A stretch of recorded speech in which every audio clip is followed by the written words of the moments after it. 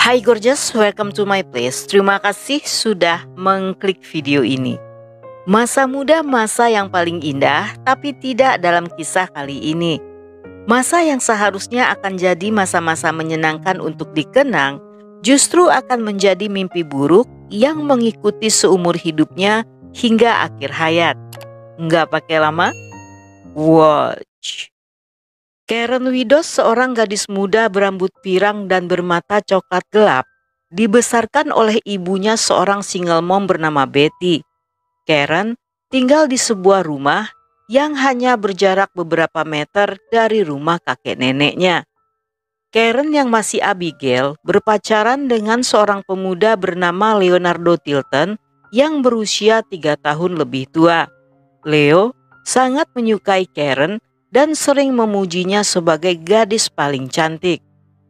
Pemuda itu tampak sangat tergila-gila pada Karen, dan pada masa-masa itu, sebagai seorang Abigail yang baru mengenal cinta, Karen tentunya sangat senang ketika mendengar semua puja-puji yang dicurahkan sang kekasih. Dia merasa berbunga-bunga dengan hubungan indah semanis janji mantan. Di balik semua kebahagiaannya, Betty justru tidak suka melihat sang putri dekat dengan Leo yang dianggapnya aneh. Dia bahkan mengatakan jika pemuda itu sama sekali tidak memiliki kriteria yang bagus untuk dijadikan pacar. Semua dugaan Betty terbukti benar. Semakin hari, semakin terlihat jika Leo menjadi sangat posesif.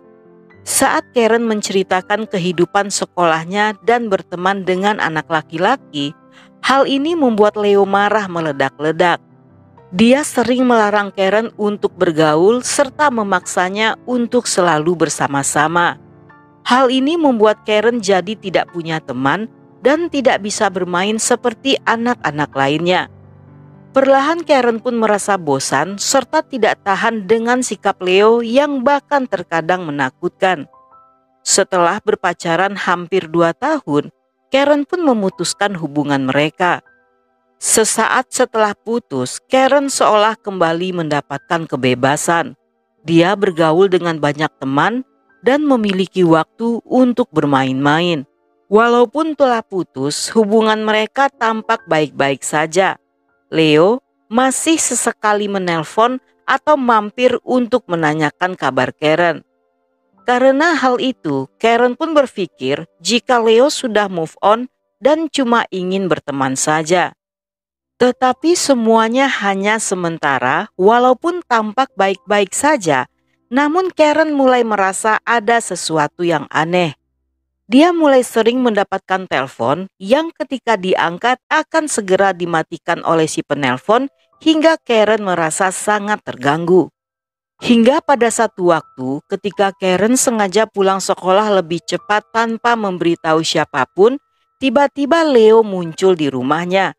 Ketika Karen bertanya dari mana Leo tahu dia telah pulang, pemuda itu beralasan jika dia hanya iseng mampir karena kebetulan sedang berada di daerah itu dan tidak menduga jika Karen sudah berada di rumah. Sejak saat itulah Karen mengetahui jika selain meneror lewat telepon, Leo juga sering menguntitnya. Setahun setelah mereka putus dan Karen telah memiliki pacar baru, tiba-tiba Leo memberi kabar jika dia akan melakukan perjalanan ke California dan bermaksud datang ke rumah Karen untuk berpamitan. Karen yang sedang tidak ingin bertemu tentunya melarang Leo untuk datang. Tetapi pemuda itu tetap datang dan bahkan memeluk Betty sebagai perpisahan.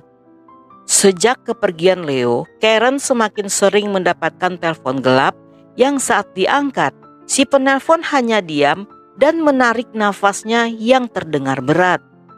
Karen tidak percaya dengan cerita kepindahan tersebut. Menurutnya, Leo hanya sedang berpura-pura dengan maksud yang tidak diketahui. Dan semua kecurigaannya terbukti benar ketika satu waktu saat Karen dan pacarnya sedang naik bus yang rutenya melewati rumah Leo, mereka melihat Leo yang sedang menelpon di box telepon umum yang berada dekat rumahnya. Karen pun menceritakan hal itu pada Betty yang segera mengambil tindakan dengan mengganti nomor telepon rumah mereka agar Leo tidak bisa lagi mengganggu. Namun Leo yang tidak bisa lagi menelpon, kali ini memakai cara lain dengan mengirim surat pada Karen.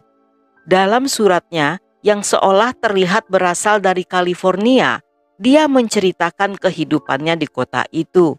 Menurutnya, dia telah punya pacar baru yang mirip dengan Karen dan saat itu sedang hamil anaknya. Hingga beberapa waktu kemudian, Leo mengaku telah kembali dari California dan ingin kembali bergaul bersama Karen. Mengingat hubungan mereka yang telah mengenal cukup lama, walaupun masih sedikit khawatir, Karen menerima ajakan tersebut dan melanjutkan persahabatannya dengan Leo. Pemuda itu bahkan sempat beberapa kali main ke rumah Karen. Pada tanggal 17 Juni 1994, Karen mengundang Leo nongkrong bareng di rumahnya bersama dengan pacar Karen dan juga Betty. Mereka nonton TV bersama saat siaran pengejaran pelarian O.J. Simpson yang ditayangkan secara langsung. Saat Leo akan berpamitan pulang, dia bertanya pada Betty, apakah menurutnya O.J. Simpson lah yang telah melenyapkan istrinya? Dan Betty hanya menjawab tidak tahu. Beberapa hari kemudian, Leo menelpon Karen untuk mengatakan jika dia telah mengecat rambutnya berwarna hitam dan memaksa Karen agar melihatnya. Dengan menaiki bus umum, Leo tiba di rumah Karen untuk memamerkan rambut barunya. Walaupun tidak berkomentar apa-apa, tetapi bagi Karen, dengan rambut berwarna hitam, Leo terlihat memiliki aura jahat yang membuatnya merasa tidak nyaman. Saat Leo akan berpamitan, di depan pintu dengan ekspresi wajah datar dan tatapan tajam, dia bertanya apakah dia bisa membunuh Karen, karena tidak seorang pun yang tahu jika saat itu dia sedang berada di sana. Mendengar pertanyaan ini, Karen yang ketakutan segera menutup pintu dan menguncinya. Walaupun Karen merasa ada yang salah dengan sikap Leo, tetapi alih-alih melaporkannya pada Betty, dia justru memilih untuk mengabaikannya. Dan di masa depan, hal inilah yang menjadi penyesalan terbesar dalam hidup Karen. Hanya selang beberapa hari, Leo muncul di rumah Karen dan melempari jendela kamarnya dari bawah agar dibukakan pintu. Karen yang tidak ingin Leo masuk rumah hanya meladeninya bicara lewat pintu. Tetapi Leo berhasil menerobos masuk dan berkata hanya akan bertamu sebentar saja. Karen yang merasa risih memintanya untuk pergi dan menelpon neneknya agar segera datang. Mengetahui Karen mengadu pada sang nenek, Leo pun menjadi marah dan mereka pun bertengkar. Karen yang tidak ingin bertengkar memilih untuk masuk ke dalam kamar dan meninggalkan Leo sendirian di ruang tamu. Namun Karen yang sembunyi di kamar tidak sengaja tertidur dan ketika sang nenek datang, dia mencari Karen di sekeliling rumah tapi tidak menemukan siapapun. Merasa tidak ada yang janggal, sang nenek pun kembali ke rumahnya. Karen yang tertidur terbangun ketika merasakan seseorang yang menyentuh kakinya. Dia melihat Leo sedang berada di ujung tempat tidur. Karen menjerit dan berusaha kabur ke lantai bawah, tetapi usahanya gagal karena Leo memegang kakinya dengan kuat.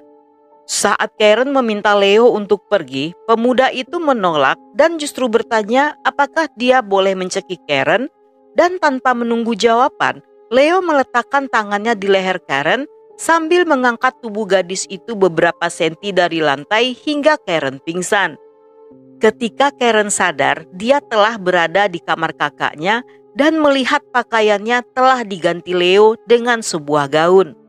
Leo yang duduk bersimpu di atas tubuh Karen menikam dada Karen dengan sebuah sajam bergerigi ukuran besar. Setelahnya, Leo membungkus sajam tersebut menggunakan handuk dan melemparnya ke bawah tempat tidur.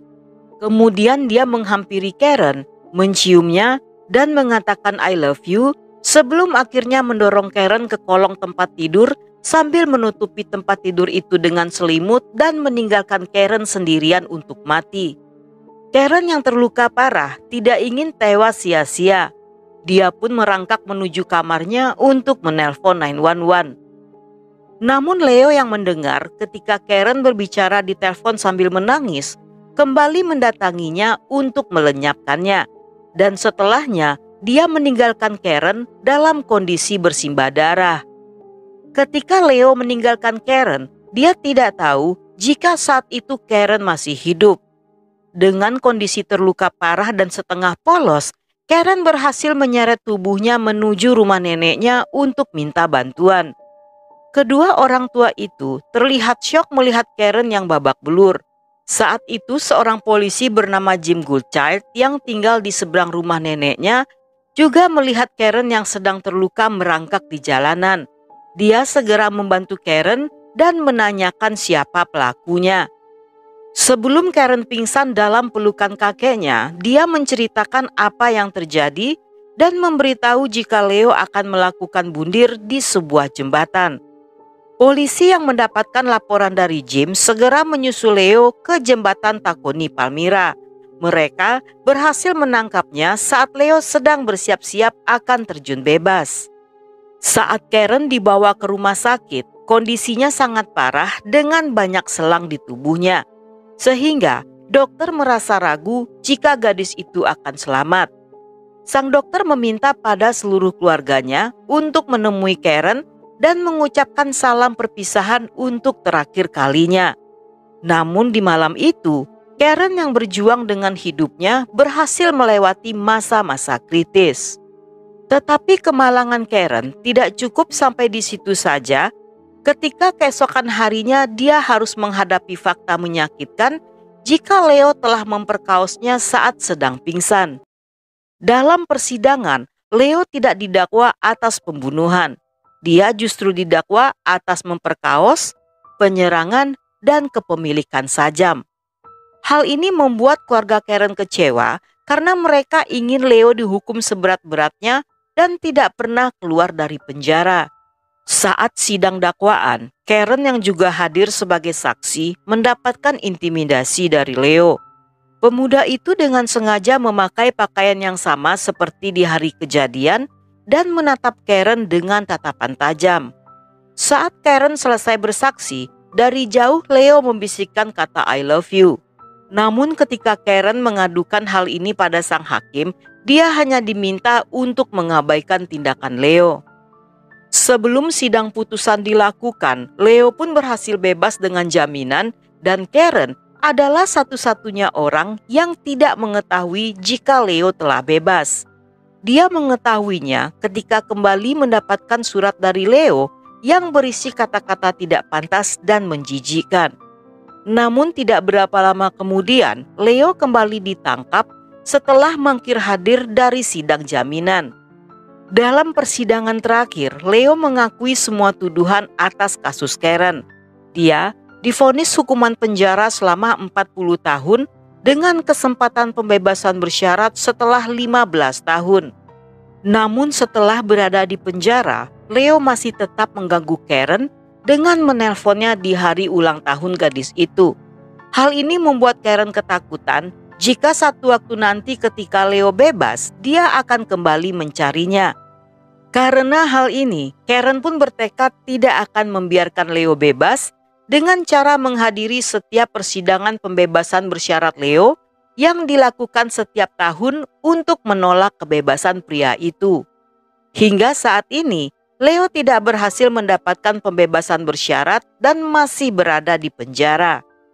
Karen yang saat ini telah menikah berjuang untuk mengesahkan sebuah undang-undang bernama Karen Law yang bertujuan untuk membatasi pemohonan pembebasan bersyarat bagi napi dengan kasus memperkaos, dengan tujuan agar para korban yang mengalami hal sama bisa mendapatkan keadilan. Dan sampai di sini dulu cerita kita kali ini. Semoga kalian suka dengan ceritanya. Jangan lupa subscribe, like, komen, dan share sebanyak-banyaknya ke media sosial kalian. Dan buat kalian yang masih betah hingga akhir, thank you, love you, have a nice day, and then see ya.